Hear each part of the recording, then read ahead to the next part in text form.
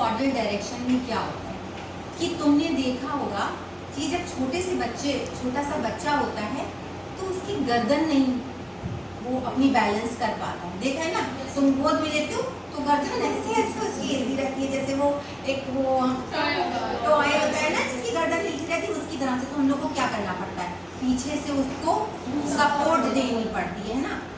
अच्छा ठीक है, फिर वो धीरे धीरे अपनी गर्दन को बैलेंस करना सीख लेता है, लेकिन अभी चलना नहीं सीख पाता है। अब वो क्या करता है, जब वो गर्दन की बैलेंसिंग आ जाती है तो फिर धीरे धीरे वो क्रॉलिंग सीखता है। अभी उसके पैरों में दम नहीं आई है, ठीक है। फिर वो धीरे धीरे क्रॉल करते करते अब वो पकड़ के खड़ा होना सीखता है, यानी थोड़ी थोड़ी उसके हाथों में भी आई ताकत कि वो पकड़ सके और थोड़ी उसके पैरों में भी आई, और फिर वो धीरे धीरे एक एक स्टेप लेके वो चलना शुरू कर देता है। तो ग्रोथ कहाँ से स्टार्ट हुई, डेवलपमेंट कहाँ से स्टार्ट हुआ, हेड से हुआ।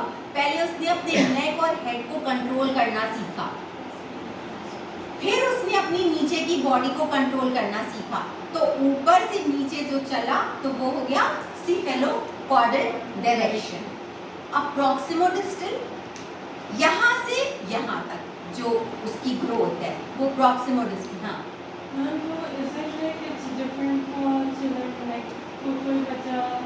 नहीं, सबके लिए ये प्रिंसिपल ऑफ ग्रोथ में आएगा कि कुछ चीजें जो होती हैं वो बिल्कुल सेम पैटर्न पे चलती हैं, वो सबके लिए, और कुछ चीजें जो हैं वो अपना हर किसी का अपने हिसाब से डेवलपमेंट, लेकिन एक प्रिंसिपल है कि ये चीजें तो सबके लिए सेम ही होंगी। पहले वो हेड कंट्रोल करेगा, उसके बाद ही उसका स्पाइनल कॉर्ड पे आएगा सीधे और होते हुए नीचे की तरफ जाएगा, तो ऊपर से नीचे जा रहा है, और उसके बाद में यहाँ से इधर जाएगा, हाथों की तरफ जाएगा। तो कैसे, जैसे पहले बच्चा जो होता है, जब छोटा सा बच्चा होता है तुमने देखा होगा वो पूरा हंसेगा भी तो उसके पैर भी हंसेंगे, हाथ भी हंसेंगे साथ में। हंस नहीं बोलूंगी मैं, अगर वो हंस रहा है तो हाथ भी चल रहे पैर भी चल रहे, अगर वो रो रहा है तो उसके हाथ भी चल रहे पैर भी। अभी तुम अगर रोगे तो क्या अपने पैरों को ऐसे ऐसे करके रोगे, लेट करके? अगर कोई ऐसा करता है तो लोग उसका भी मजाक बनाते हैं ना कि देखो तो लोट लोट के कर रहा है।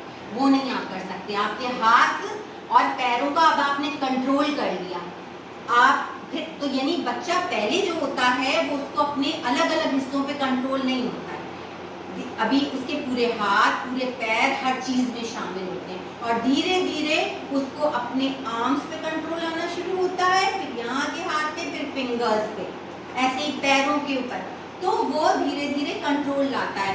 तो जो यहाँ से कंट्रोल हो रहा है वो सेंटर से इधर की तरफ जाता है, ये हो गया प्रॉक्सिमोडिस्टल, है ना।